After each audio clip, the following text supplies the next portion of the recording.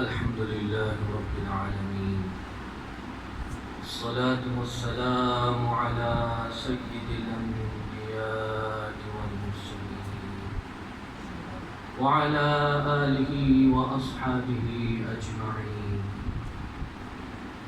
إن الله وملائكته يصلون على النبي يا أيها الذين آمنوا صلوا عليه وسلموا تسليما. اللهم صل على سيدنا ونبينا ومولانا محمد وعلى آل سيدنا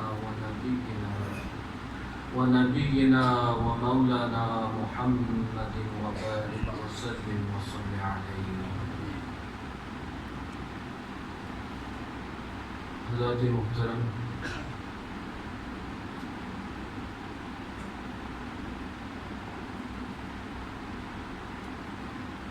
اللہ رب العزت سے دعا ہے کہ اس مجلس کا انعقاد کرنے والوں کو بہترین جزا عطا فرمائے، اور جنہوں نے اس میں شرکت کی ان کو بھی اجر عظیم عطا فرمائے. حضرات محترم، ہم سب نسبت والے لوگ ہیں اور نسبت سے ہی پہچانے جاتے ہیں. حضرات محترم، جو سچی نسبت ہوتی ہے نا، وہ اس کی پہنچ رب تعالی تک ہوتی ہے.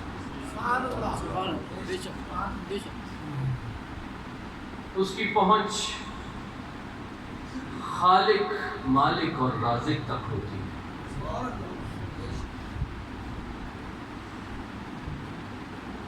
حضرات محترم،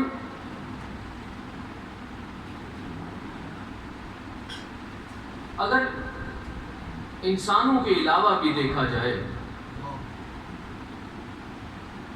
کہ اگر کسی وقت کو، کسی جگہ کو کسی اللہ کے خاص بندے سے نسبت ہو تو اس کے عزت و وقار میں بھی اضافہ ہو جائے. اگر ہم صرف دنیا داری کی بات کرتے ہیں تو اگر کوئی کسی کو اچھے اسکول میں داخلہ مل جاتا ہے اور اس اسکول سے اس کی نسبت ہو جاتی ہے تو کہتے ہیں فلاں بچہ فلاں اچھی اسکول میں پڑھتا ہے. اچھا ہی ہو. اگر اچھے اسکول سے فارغ التحصیل ہوتا ہے تو کالج والے بھی اس کو لے لیتے ہیں کہ اچھے اسکول سے پڑھا ہے، اس کی نسبت اس اچھے اسکول سے ہے. اور اچھے کالج سے اگر پڑھا ہے تو اچھی یونیورسٹیاں اس کو لے لیتی ہیں کہ کسی اچھے کالج سے اس کی نسبت ہے. اور اگر اچھی یونیورسٹی سے پڑھ گیا اس سے اس کی نسبت قائم ہوگی کہ میں فلاں بڑی یونیورسٹی سے پڑھ گیا. تو بڑے بڑے ادارے اس کو ملازمت دے دیتے ہیں کہ یہ فلاں یونیورسٹی سے پڑھا ہوا ہے، اچھا پڑھا ہوگا، اس کی نسبت اس یونیورسٹی سے ہے. اسی طرح اگر کسی بڑے ادارے کے ساتھ آپ کی نسبت ہو جائے،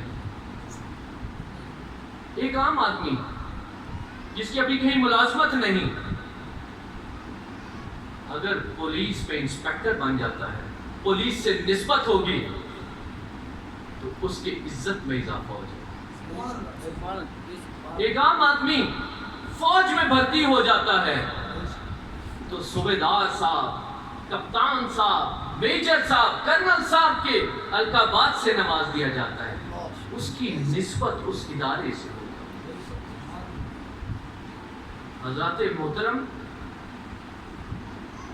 اسی طرح اگر ہم دین کی بات کرتے ہیں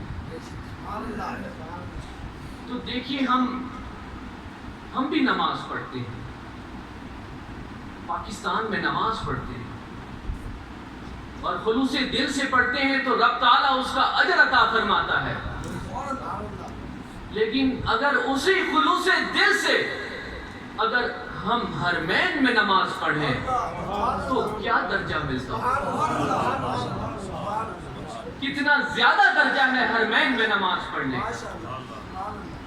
اسی طرح پورے سال ہم نمازیں پڑھتے ہیں، لیکن جب وہی نمازیں ہم رمضان میں پڑھتے ہیں تو رمضان کی برکت سے ان نمازوں کے درجے کتنے بلند ہو جاتے ہیں. کیوں؟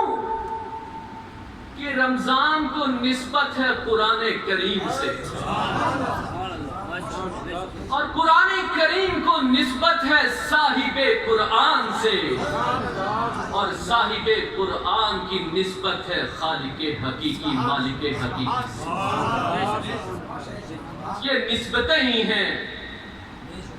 حضرات محترم، حضرت یحییٰ علیہ السلام کے بارے میں قرآن کریم میں ارشاد ہوتا ہے کہ وَسَلَامٌ عَلَيْهِ يَوْمَ وُلِدَ وَيَوْمَ يَمُوتُ وَيَوْمَ يُبْعَثُ حَيًّا. کہ سلام ہو ان پر، حضرت یحییٰ علیہ السلام پر، اس دن پر سلام ہو جس دن وہ پیدا ہوئے، اس دن پر سلام ہو جس دن ان کی وفات ہوگی، اس دن پر سلام ہو جس وقت ان کو دوبارہ اٹھایا جائے گا. ان دنوں پر سلامتی بھیجی جا رہی ہے. اور یاد کیجئے، سن رکھا ہوگا کہ جب حضرت مریم علیہ السلام حضرت عیسیٰ علیہ السلام کو گود میں لے کے آتی ہیں تو لوگ پوچھتے ہیں،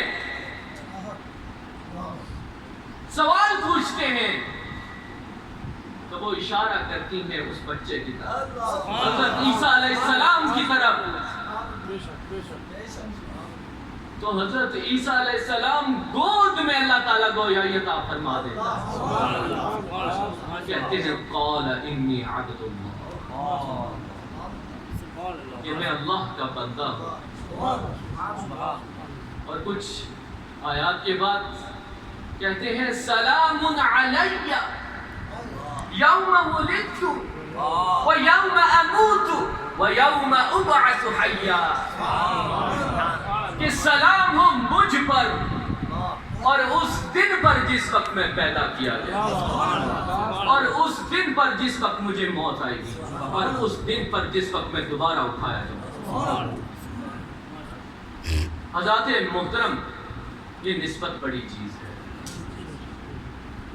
حضرات محترم، ابو لہب جب اس دنیا سے رخصت ہو گیا تو اپنے گھر والوں کی خواب میں آیا.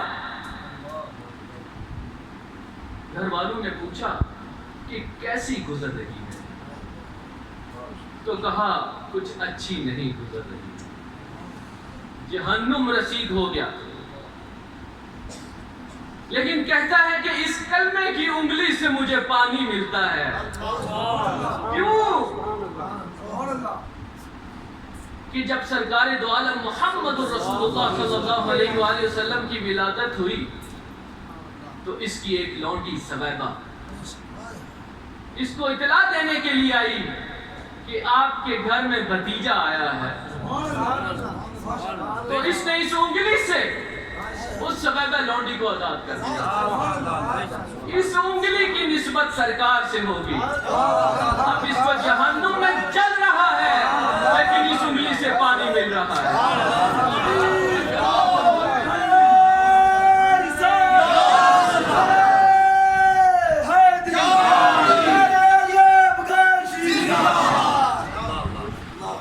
حضرات محترم، یہ نسبت بڑی چیز ہے. حضرات محترم، جن کے آپ عرس میں شریک ہیں، یہ وہی لوگ ہیں جو ان نسبتوں کو قائم رکھے. حضرات محترم، یہ نسبتوں کو قائم رکھنے کے امین ہیں. حضرات محترم، ان بزرگان دین کا جو مشن ہے،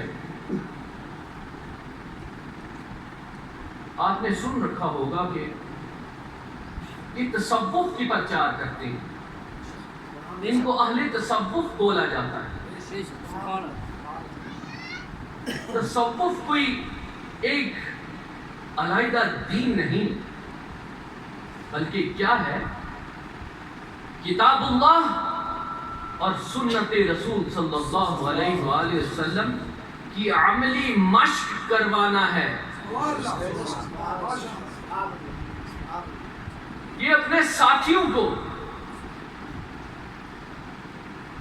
کتاب اللہ، سنت رسول صلی اللہ علیہ وآلہ وسلم کے جو احکامات ہیں اور اللہ کا جو ذکر ہے، اس کی اتنی مشق کرواتے ہیں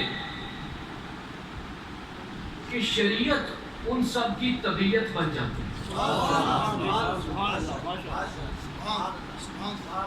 وہ کوئی دل پہ بوجھ رکھ کے نماز نہیں پڑھتے کہ فرض کی ادائیگی ہو رہی ہے۔ وہ جب نماز دور جا رہی ہو تو ان کو بے چینی شروع ہو جاتی ہے۔ حضرات محترم، وہ اتنے ذکر کی، رب کے ذکر کی مشق کرواتے ہیں کہ خاموش بیٹھے ہیں، زبان ذکر کرتی ہے۔ اور جو آپ کے بزرگ ہیں نا، جس سلسلے سے آپ کا تعلق ہے، وہاں تو یہ نصیحت کی جاتی ہے کہ اگر آپ ذکر کر رہے ہیں تو ساتھ بیٹھے شخص کو بھی معلوم نہ ہو کہ آپ ذکر کر رہے ہیں۔ بے ریا عبادت کی نصیحت کی جاتی ہے، اور پھر اتنا ذکر کروایا جاتا ہے، اتنی مشق کروائی جاتی ہے کہ پھر زبان نہیں، آپ کا دل ذکر کرنا شروع اور پھر اتنی مشق کروائی جاتی ہے کہ آہستہ آہستہ آپ کا ہر جوڑ ذکر کرنا شروع ہوتا۔ پھر جب آپ قبر میں چلے جاتے ہیں تو آپ کے ساتھ مس ہونے والے ذرے بھی ذکر کر رہے ہوتے ہیں، اور جو آپ کے ساتھی باہر آتے ہیں، آپ پہ فاتحہ پڑھتے ہیں، وہ ان کا رواں رواں باہر ذکر کر رہا ہوتا ہے اور آپ کا رواں رواں قبر میں ذکر کر رہا ہوتا ہے۔ یہ وہ جماعت بناتے ہیں۔ حضرات محترم،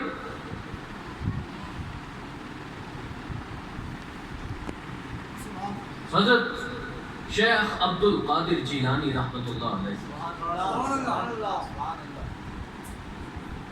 آپ عبادات، اتنی عبادات کی کہ آپ فرماتے ہیں کہ ایک مقام ایسا آیا کہ آپ تشریف فرما ہیں، افق پر دیکھتے ہیں تو ایک نورانی بادل آپ کے سایہ کیے ہوئے، محسوس ایسے ہوتا ہے کہ رب تعالیٰ کی رحمت قریب آ گئی۔ پھر اچانک اس نور کے ٹکڑے سے آواز آتی ہے کہ عبد القادر، آپ کی عبادات، آپ کی ریاست قبول فرمائیں۔ اب آپ کو حلال اور حرام کرنے میں کوئی تمیز کرنے کی ضرورت نہیں ہے۔ جب یہ آواز آئی فوراً آپ سنبھل گئے کہ یہ نور نہیں، کوئی شیطانی قوت ہے۔ آپ نے فوراً وَلَا حَوْلَ وَلَا قُوَّةَ إِلَّا بِاللَّهِ الْعَلِيِّ الْعَظِيمِ پڑھا، تو وہ جو نورانی بادل کا ٹکڑا تھا وہ سیاہ رنگ میں تبدیل ہو گیا اور بکھرنے لگا۔ پھر اس سے آواز آئی کہ عبد القادر، میں نے بہت سو کو اس سے گمراہ کیا، بہت سو کو اس سے گمراہ کیا، مگر آپ اپنے علم کی وجہ سے مجھ سے بچ گئے۔ آپ پھر سنبھل گئے، آپ پھر سنبھل گئے، کیونکہ یہ ایک شیطان کا ایک اور بار تھا۔ کہ آپ اپنے علم سے بچ گئے. آپ نے فرمایا نہیں، میں اپنے علم سے نہیں، اللہ کے فضل سے. حضرات محترم، یہ جو بزرگان دین ہے نا، ان کا ساتھ لینے کا مقصد یہ ہے کہ جہاں آپ لڑکھڑا جائیں وہ آپ کی رہنمائی کریں. وہ حاضر میں بھی اور غائب میں بھی آپ کی مدد کرتی ہیں، آپ کی رہنمائی فرماتی ہیں. اور ان کا درس ہی یہی ہے. ان کا درس کیا ہے؟ اگر کتاب اللہ سنت رسول کے علاوہ کوئی درس ہے تو وہ تصوف نہیں، کچھ اور ہوگا. یہ یاد رکھیے کہ اگر کتاب اللہ سنت رسول کے علاوہ کوئی درس دیتا ہے تو وہ تصوف نہیں، کچھ اور ہوگا. تصوف کتاب اللہ اور سنت رسول سے باہر کی کوئی شے نہیں. اور ان کی نصیحت ہے کہ لوگوں کو اتنا رب کا ذکر کروانا کہ گناہوں کی طرف ذہن جائے ہی نہ. اتنا ذکر میں مشغول کر دو، عبادات میں اتنا ڈبو دو کہ وقت ہی نہ ملے کہ سوچے گناہ کی طرف. اور اس کے علاوہ جو دوسرا مقصد ہے وہ مخلوق، اللہ کی مخلوق کی خدمت کرنا. ان بزرگوں کا شیوا ہی یہی ہے کہ لوگوں کو اللہ اور اس کے رسول کے ساتھ جوڑنا اور اللہ کی مخلوق کی خدمت کرنا. تو ہم سب کی دعا ہے کہ اللہ تعالی ہمیں ان بزرگوں سے محبت کرنے کی توفیق عطا فرمائے اور ان کی تعلیمات پر عمل کرنے کی توفیق. اب سب حضرات ایک